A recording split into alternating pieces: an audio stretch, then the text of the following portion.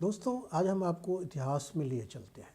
इतिहास के उस कालखंड में लिए चलते हैं जब अंग्रेज़ों की स्थिति बहुत ही दयनीय थी और उनको घुटनों के बल रेंगना पड़ा था। उनको जंजीरों में जकड़ कर सूरत के चौराहे पे लटकाया गया था और उनके गले में, अंग्रेज़ों के गले में, अंग्रेज़ पुरुषों और स्त्रियों और जितने भी लोग थे उनके गले में जंजीरें डालकर, लोहे की जंजीरें डाल करके मुंबई की गलियों में घुमाया गया था। ये बहुत पहले की बात नहीं है दोस्तों, ये तब की बात है जब अंग्रेज़ भारत आए थे और यहाँ व्यापार करना चाहते थे। और ये ताज्जुब की बात है कि जो अंग्रेज़ इतनी दयनीय स्थिति में भारत में रहे कभी, वो बाद में भारत का भाग्य विधाता बन बैठे। भारत का भाग्य विधाता कैसे बने, उस कहानी, उसकी एक लंबी कहानी है, लेकिन आज हम इस बात का जिक्र करते हैं कि क्यों उनको उनके गले में जंजीरें बांधकर उनको मुंबई की गलियों में घुमाया गया, क्यों उनको सूरत में, सूरत के चौराहों पे उनको लोहे के पिंजरे में बंद करके उनको लटकाया गया, और क्यों बंगाल में उनको नेस्तनाबूद कर दिया गया। दोस्तों, ये बहुत दिलचस्प कहानी है और ये घटनाक्रम है 1665 से लेकर के 1690 के बीच का।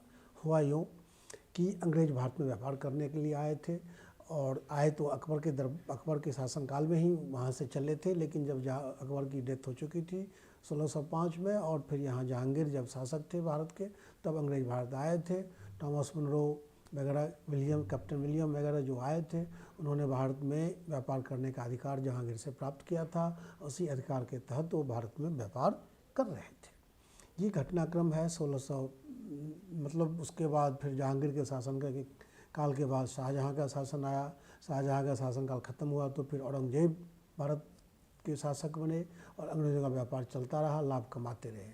और इस बीच में अंग्रेज, आपको जैसा कि पता है कि अंग्रेज़ से पहले यहाँ पुर्तगाली आ चुके थे, यहाँ डच आ चुके थे, लेकिन जो भारत के साथ व्यापार में जो था वो अंग्रेज़ों को विशेष सुविधा मिली हुई थी।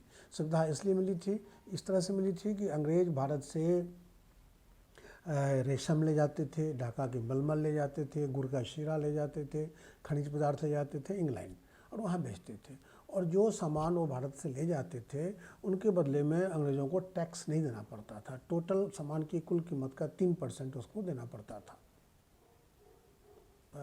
इसको मुग़ल शासक को। तो इससे उनको टैक्स लगता नहीं था, केवल 3% देना पड़ता था और वो बहुत मुनाफा कमाते थे। तो जब डच को और पुर्तगालियों को लगा कि ये सुविधा जो है अंग्रेज़ों को ही क्यों मिल रहा है, तो उन्होंने मुग़ल शासन में अपना अप्रोच किया और शाहजहाँ से, औरंगजेब से उन्होंने भी वो अधिकार प्राप्त कर लिए जो अंग्रेज़ों को मिला हुआ था। ये जब अंग्रेज़ों को पता चला, अंग्रेज़ों से मेरा मतलब है ईस्ट इंडिया कंपनी को जब पता चला कि ये तो दिक्कत हो गई, जो सुविधा हम अकेले ले रहे थे वो सुविधा अब पुर्तगालियों को भी मिल गई और डच व्यापारियों को भी मिल गई, और संभव है कि ये फ्रांसीसियों को भी मिल जाए। तो अंग्रेज़ों ने इसका विरोध किया। विरोध ही नहीं किया, अंग्रेज़ इतने बदमाश थे कि उनको, मतलब औरंगजेब की सेना का अंदाज़ा नहीं लगा।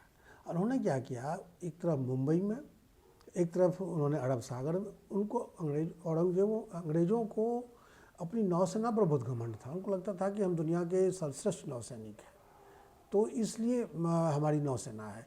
इसलिए उन्होंने अपनी नौसेना को, ईस्ट इंडिया कंपनी ने अपनी नौसैनिकों का आदेश दिया कि तुम क्या करो, तो अरब सागर में और बंगाल की खाड़ी में मुग़लों की जो जहाज़ आते जाते हैं, मुग़लों के जहाज़ सामान लेकर, व्यापारी जहाज़ जो हैं उसको तुम नष्ट कर दो।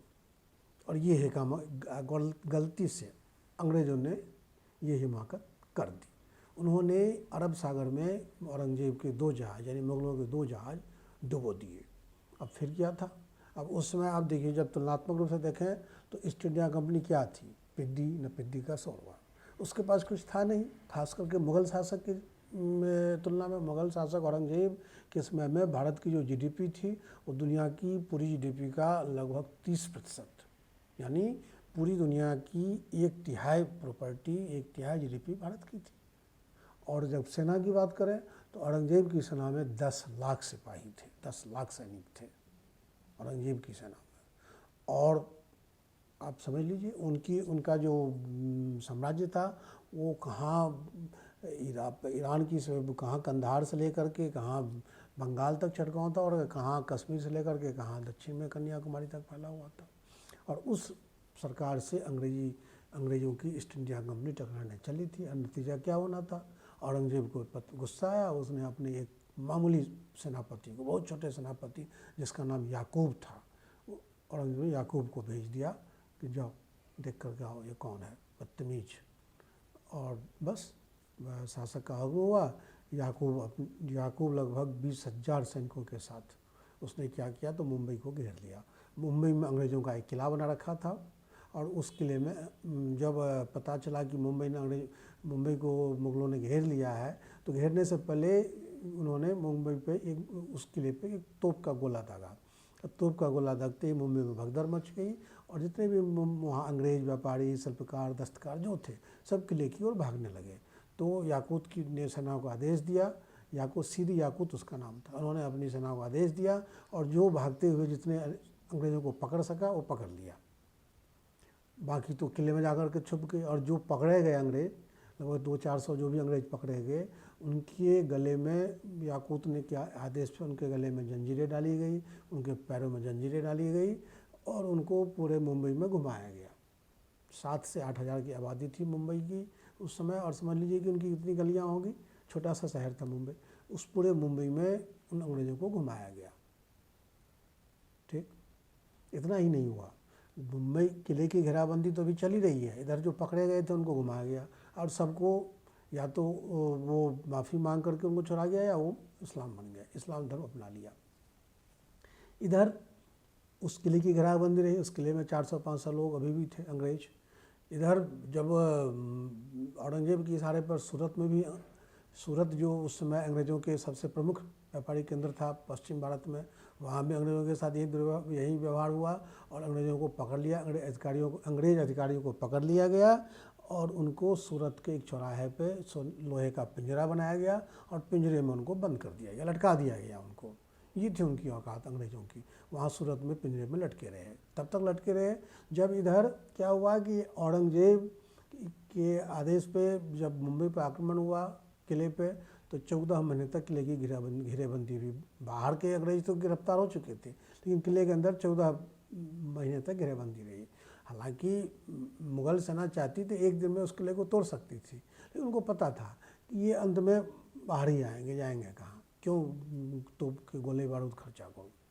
और हुआ यही, जब किले की घेराबंदी हुई कुछ दिन तो अंग्रेज़ों ने वहाँ रुक करके प्रतिरोध किया, लेकिन फिर बाद उनकी हिम्मत जवाब दे गई, और एक एक करके अंग्रेज़ उस किले से निकलने लगे, और मुग़ल सैनिक उनको बंदी बनाने लगे, और बंदी सबको एक तरह से किले से बाहर निकलना पड़ा, और सबको बंदी बनना पड़ा। और बंदी बनने के बाद लंदन तक जो है इसकी खबर गई, लंदन तक मायूसी छा गई। फिर 2 अंग्रेज दूत को मुग़ल शासक के दरबार में भेजा गया।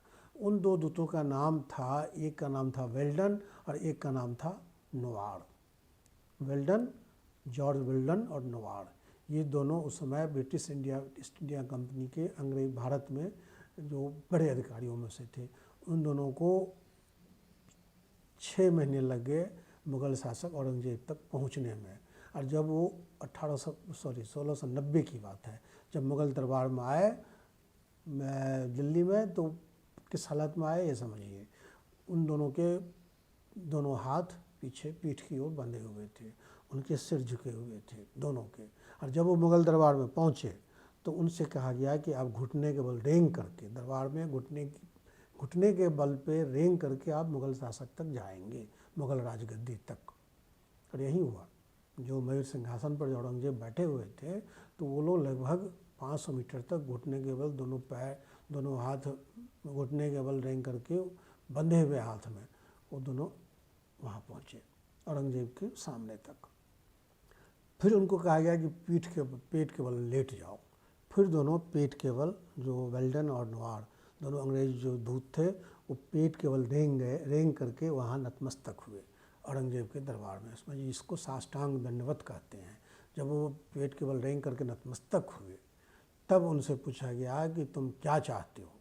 तब उन्होंने वहाँ आधिकारिक रूप से ब्रिटेन की ओर से और ईस्ट इंडिया कंपनी की ओर से अपनी हिमाकत के लिए माफ़ी मांगी दोनों ने। माफ़ी मांगने के बाद औरंगजेब ने पूछा कि अब बताओ तुम्हें क्या चाहिए। तो कहा गया कि मेरा, अंग्रेज़ों ने कहा ईस्ट इंडिया कंपनी के कारिंदों ने, कि मेरा जो व्यापार करने का अधिकार है वो बहाल कर दो। फिर उनका व्यापार करने का अधिकार जो है वो बहाल किया गया। दोस्तों, ये थी इनकी कहानी, अंग्रेज़ों की कहानी।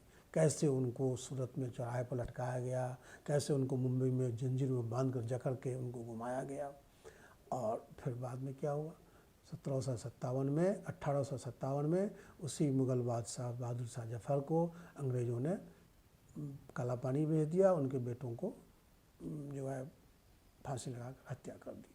तो ये आप देखिए कि कितनी बड़ी त्रासदी है कि कहाँ अंग्रेज़ थे, कहाँ पहुँच गए, और कहाँ भारत लोग थे और कहाँ वो नीचे पहुँच गए। ये क्यों हुआ दोस्तों? हमें इन कारणों पे ज़रूर जाना चाहिए। इसका अध्ययन इतिहास में है, हमें इतिहास से सबक लेनी चाहिए। आज भी अगर हम आपस में इस तरह से भेदभाव करते रहे, बढ़ते रहे, लड़ते रहे, तो फिर हो सकता है कि हमें उसका नुकसान भुगतना पड़े। हमने इस वीडियो को इसलिए बनाया है ताकि हम आपको बता सकें कि अंग्रेज़ हमेशा उसी पोजीशन में नहीं थे जिस पोजीशन में वो छोड़ के गए थे। हम उनसे कहीं बेटर कंडीशन में थे जब वो भारत आए थे। अब ये समझ लीजिए कि भारत की जीडीपी दुनिया की 1/3 जीडीपी थी, और वो हमें बाद में ये सिखाने आए थे कि कैसे आप रहोगे। तो दोस्तों, एपिसोड को हम यहीं ख़त्म करते हैं। उम्मीद है आपको ये प्रसंग अच्छा लगा होगा। अगर अच्छा लगा तो आप इसको सब्सक्राइब ज़रूर कीजिएगा और लाइक ज़रूर कीजिएगा। Thank you.